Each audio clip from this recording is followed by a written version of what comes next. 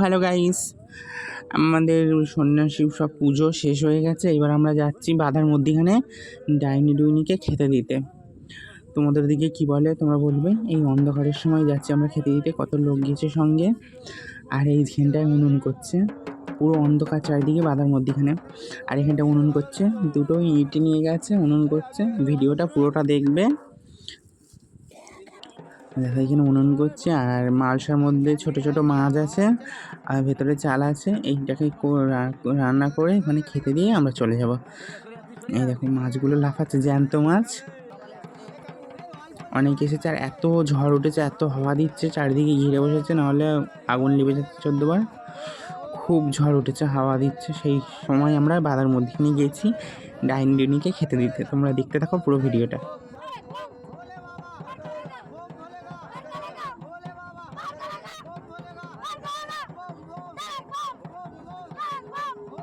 অনেকে এসেছে সঙ্গে, গামছাতে ঘিরে রেখে দিয়েছে, আর চারিদিকে ঘিরে বসে এসে এত ঝড়ের মতন হাওয়া দিচ্ছে। আর ঝড় উঠেছিল, এখন একটু কমে গেছে, তবু ভালোই হাওয়াটা আছে।